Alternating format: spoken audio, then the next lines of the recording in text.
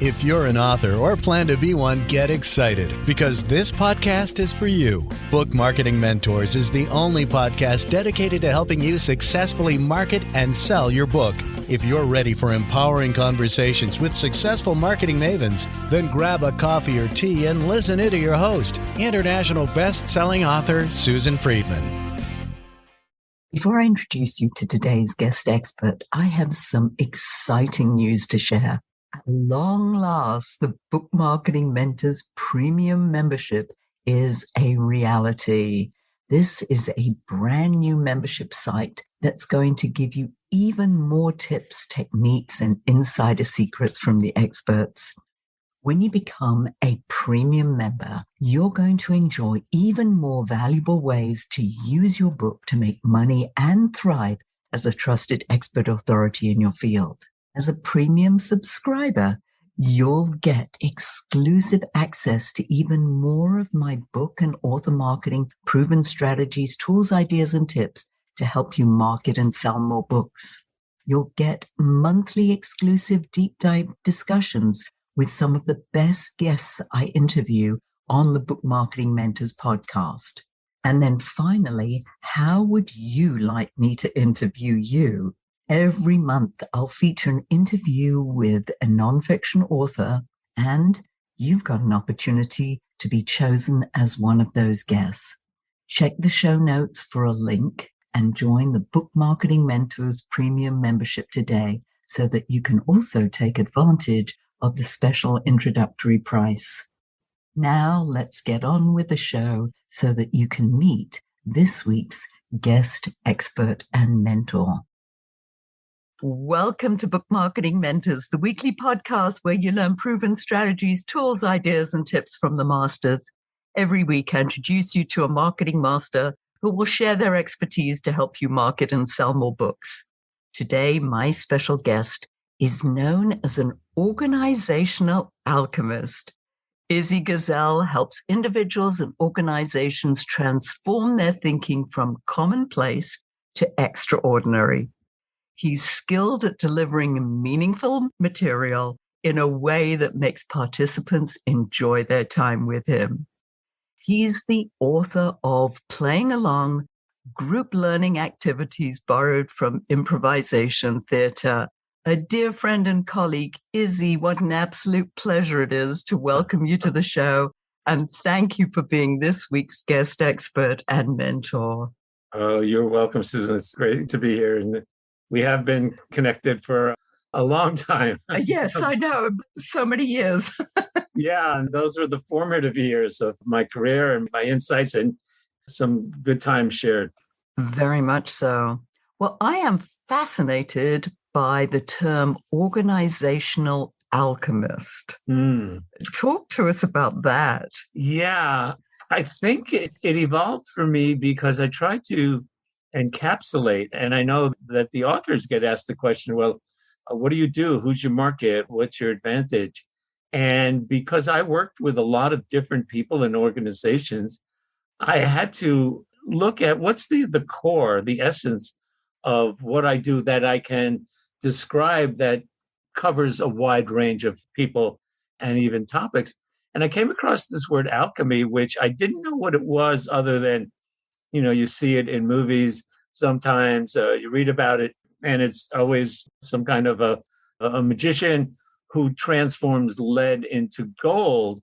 I thought, well, that's not so relevant. I looked up the definition of alchemy, and the definition is the transformation of something ordinary into something special. And that's where I got the understanding from feedback of my work that people think it's special and lives are special. And I know from my own instances, the work that I did around humor and improv has made my life special. So that's really what it is, taking something ordinary and making it special somehow. I love that. Improv is something that you specialized in for years. I mean, that's how I know you. And Yeah. I was like, okay, so it's a subject that I've yet to cover until today with our authors. And let's find out exactly what is improv. So we're all sort of singing out of the same hymn book. What I would say is that the foundational concept that I work with is the belief that the skills that make theater people successful are available to us non-theatrical people. So it's not so much about becoming an improviser in the traditional sense, but what I learned when I took improv was that there were trainings, there's rehearsals, there's structures. The rehearsals and the get-togethers are not to practice the outcome of the game, but to practice the process. And that's where I began to see that we're really talking about what I now call applied improv. We take the principles and practices that you would go through if you're taking improv classes at your local theater, and you say, okay, I'm not in the theater. How can I use this in my relationship? How can I use this in my creative output? How can I use it to think quickly on my feet? So what improv is a structured situation where you have a goal, but you're not tied to one particular path to that goal. And I think that's the skill more and more these days when people say they need to pivot, they need to be able to think on their feet, they need to find new ways of solving problems, new solutions.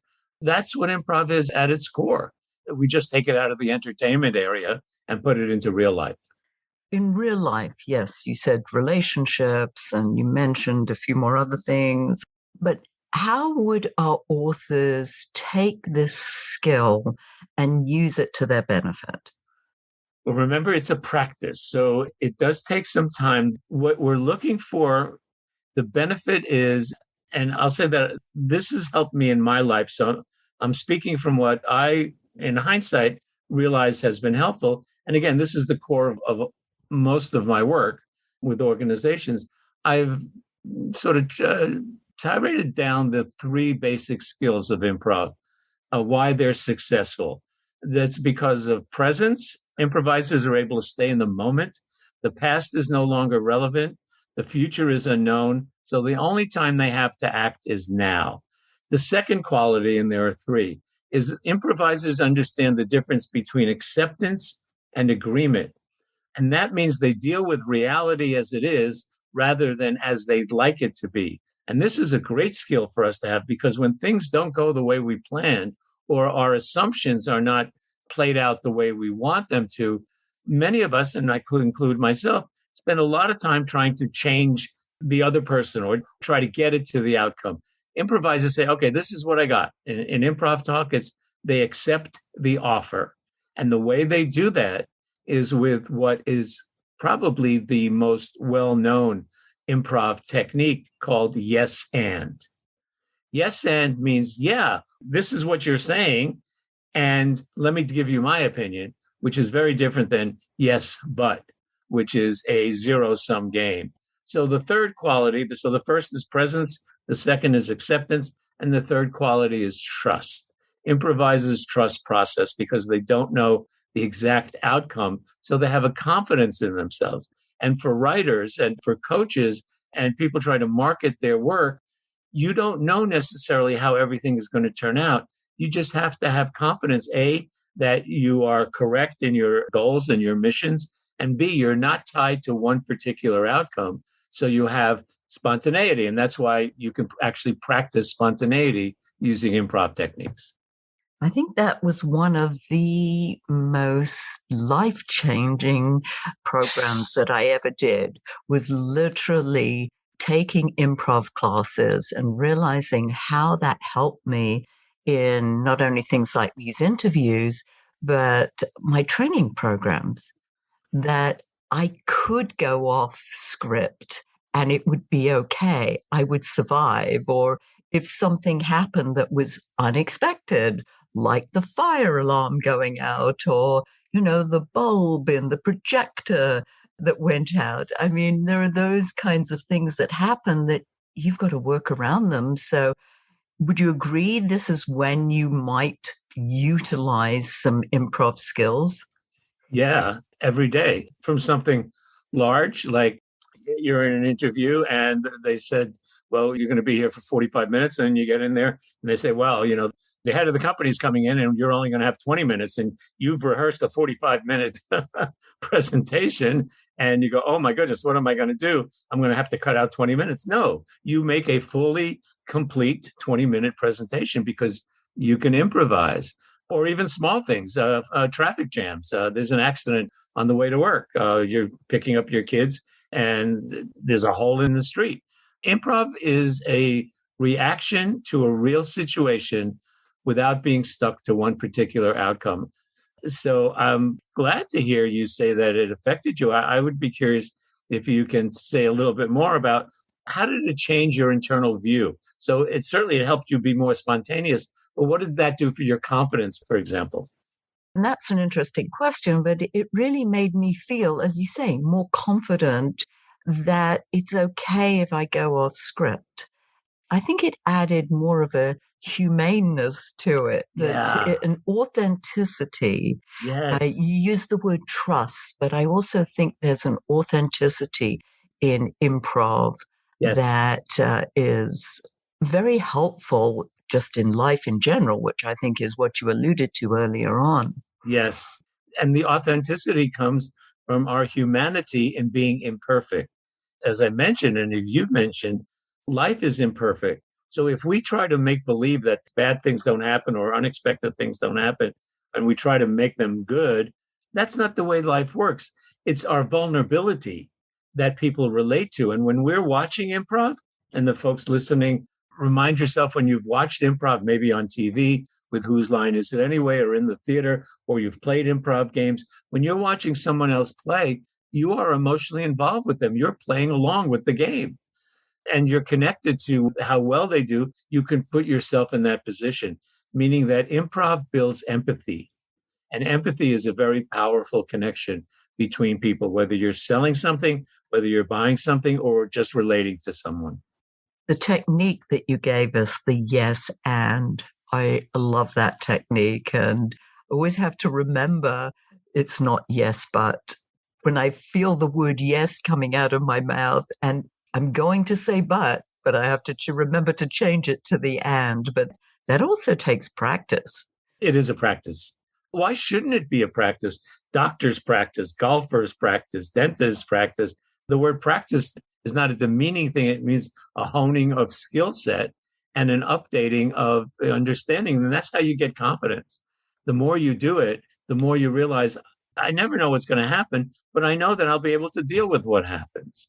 And this trust in self and trust in other people really is where the authenticity comes from. It's not about being perfect, it's about being real. There's also a thought that there's humor involved in improv. I always think of it in terms of a humorous situation, but it isn't always. Is that correct? There are different types of improv.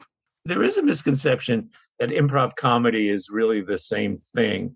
And the misperception is the belief that comedy is the goal in improv, and really comedy is the result, the outcome. The reason it's funny is because we're surprised. And humor, most humor, when we laugh at something, there's some level of surprise in there. So trying to be funny in improv is very difficult and is not successful, especially because you're dealing with other people. And you may think something is funny, or you're trying to make a particular joke, and if the other person doesn't get it or understand it, you sort of fall flat. The humor that does come from improv is from the situations that people see, the attempts you make, the misunderstandings, the surprises. Oh, I didn't expect that. The callbacks, the reference to something that somebody else had done. Just like in real life, most humor comes from the unintended humor of reality. It's not about joke telling. Improv is not joke telling. Improv is living situations without knowing exactly what the outcome is, but having a goal.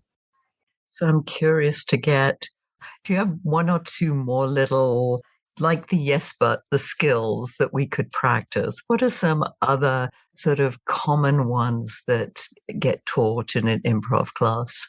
There's a number of storytelling games, and there's a game called Ding, where you have two people telling a story, and the third person every so often will go ding, and whoever's speaking has to change the situation. So, for example, let's say we have an author and being interviewed on a radio show, and the idea might be that the host says, this is a great book. Tell me, why'd you write the book? Well, I wrote the book because I wanted people to get, an understanding of this wonderful process. And the third person goes, ding. Well, because I needed the money. Ding. Oh, because my husband told me that I needed to write it. Ding. So that game, when you're watching it, is funny.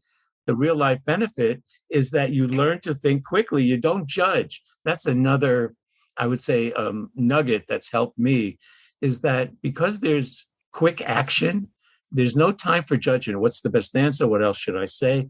Improvisers don't do that. People think they are thinking fast and being funny when really they're not judging. So they're acting very quickly. And there's a technique that improvisers learn called the point of concentration. What's the smallest bit of information I need to focus on in order to move forward towards my goal? So in this ding game that I just told you, you don't have to think about what's the best answer. You just have to think of another answer. Think of another reason. Look around saying, I had a bad dream. My cousin told me to do it. It doesn't matter because you're moving so fast. The gift is in the quickness of it. In fact, if you have a moment, I can teach you a game right now. Oh, that would be so much fun. Okay, maybe you've played it. This is a pretty standard game, and maybe some of the listeners have played it with their kids or their family. It's called One Word at a Time Story. Have you played it, Susan, when you were taking improv? I'm sure we did. Well, here it is. We did, but let's try it. You and I are going to make up a story that's never been told before. Let's see if we can build a story without knowing where the other person wants to go or constantly pivot. Okay? This is so much fun. Yes. Okay. So we'll make up a title of a story. I'm looking around here and I'll say, The Lamp That Doesn't Work. Let's tell that story. Do you want to go first or do you want me to go first? You go first. Once there was a lamp. Let's do one word at a time. Okay. Once upon a time my lamp was broken. Period. When I decided to fix it, I got nervous. Oh. Wow. Why doesn't it work? Question mark. No, period. Let's end this in the interest of time. But that's a good one because a lot of things happen there. So what was that like for you? Nerve-wracking because like I did, I already didn't follow the rules by saying more than one word and realizing, I goofed. It was okay. I lived to tell the tale. Susan, that's really, you're right there. One of the things that creative people learn from improv, any creative people, is that things are not always going to work out the first time, even if we have an idea or a structure or a plan. So because we were a team here, I pointed it out and you just went back and said the word.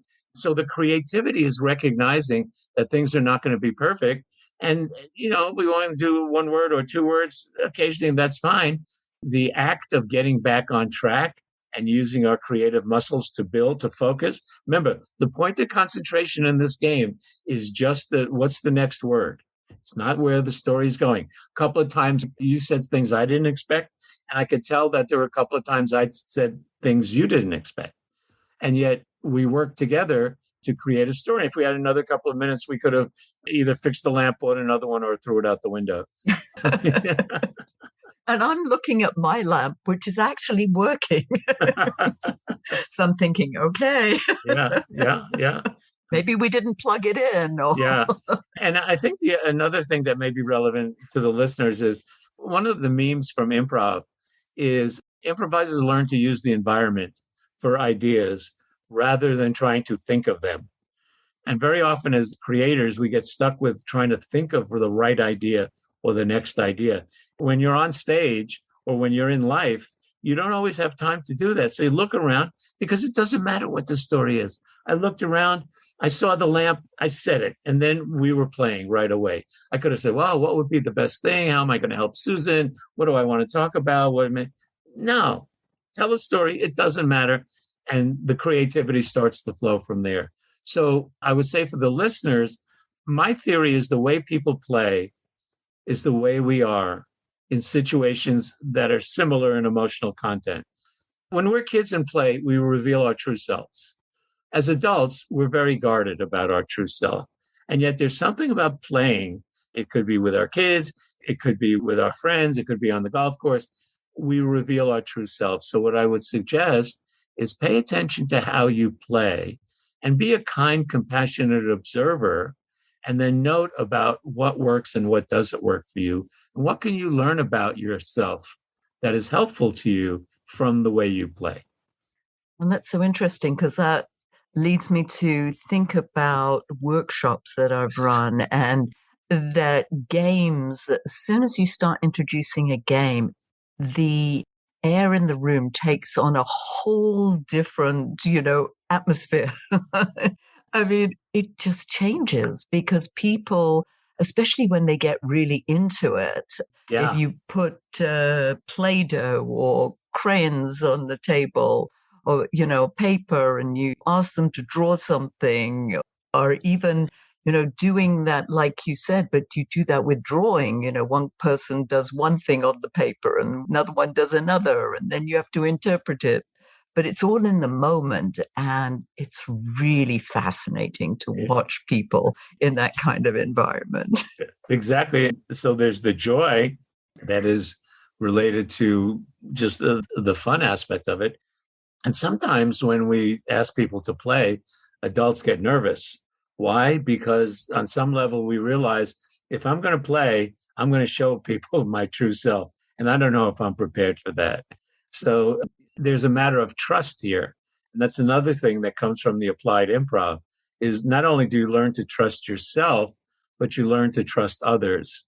So, for example, again, with your work and the people that you've helped with your company, there's a certain level of trust that is built up between the two. You have your role, they have their role, and you go back and forth. Essentially, you're creating a story among the people involved, and not everything goes smoothly or according to script. So you have to be able to be flexible. Think of how many times you've improvised with your authors, and for the authors, think of how many times they thought they were writing one point or getting it to one point, and something appeared. They go, "Oh, I didn't even realize that, but I'm going to follow that idea." And that's improv also. Yeah, I love it. How about mistakes? I think you've implied them, but let's address, and listeners Yeah. love mistakes. Are there specific ones that you can relate to with regard to improv? Yeah. First, I want to say that the word mistake is a loaded word outside of improv. In improv theater, because the improv games have no real world consequence, it's really fine to say, well, you can make any mistake, whatever you want. But when you make mistakes in real life, there are real world consequences. So I think the approach for the mistake is, first of all, de-emphasize the power of a mistake. Think of it in terms, again, the people we're dealing with are creatives. So mistakes happen. Innovation is all about mistakes, and quality control is all about looking at what's working and what's not working and trying to make things that aren't working. And the only way you know things aren't working is when something goes wrong. So is it true to say that because you said more than one word, that was a mistake? Maybe technically, but it's not an important mistake. It's a GPS to you. If we're playing one word at a time and one of us does more than one word, then that's a note to say, oh, okay, I'm a little nervous. I'm making a lot of words together. Let me slow down and give a word. So I think that the lesson for improv is that just because it's not what you expect, it doesn't mean that the mistake has a large consequence. So be compassionate about your miscues and see what you can learn from them. It's really a choice of what can you do differently. So it goes back to choices. And because there are no real world consequences in improv, you can make all the mistakes every day. And if you keep learning from them, then they are gifts, not detractors.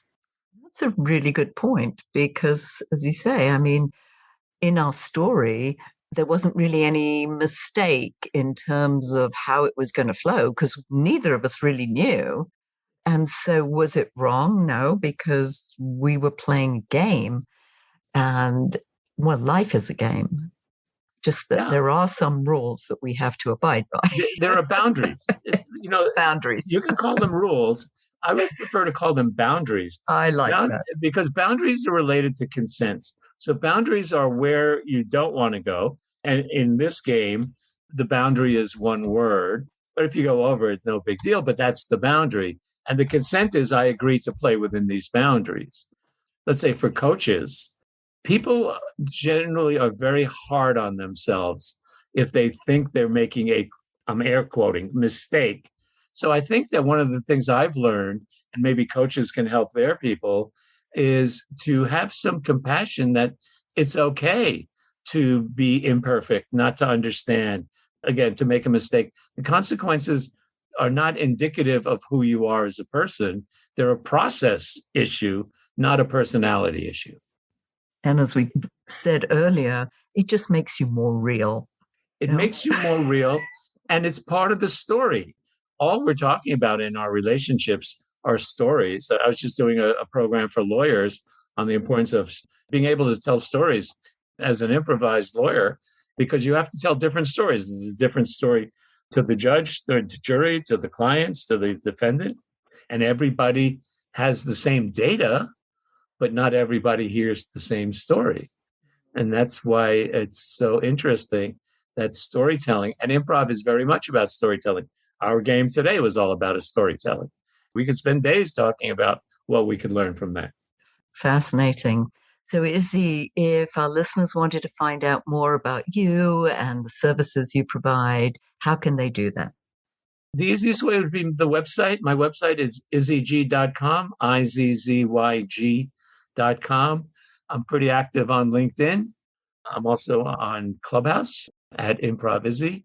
And also, if there are people on LinkedIn Learning, I do have a couple of courses on LinkedIn Learning. One of them is on improv. It's called Leading with Applied Improv. That gives the basics. Another one is about humor in the workplace. I'd love to connect with as many people as possible. That is my raison d'etre. Really, fantastic. is to build the communities.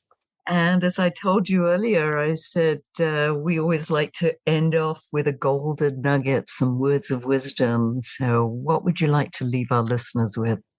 I learned something new for myself recently, and that's about people being afraid to volunteer because they think they're not safe. What I realized is there's a difference between our safety zone and our comfort zone. We tend to mix them up. So we think we're not safe, but really we're just uncomfortable. And uncomfortable is easier to get over. If you like scary movies, you go to scary movies because you want to feel uncomfortable, but you go because you feel safe. So that's the newest lesson for me. I don't do either. I don't touch scary movies if I can help it. No, you don't, but there might be others. Do you like roller coasters? I did one time, not anymore.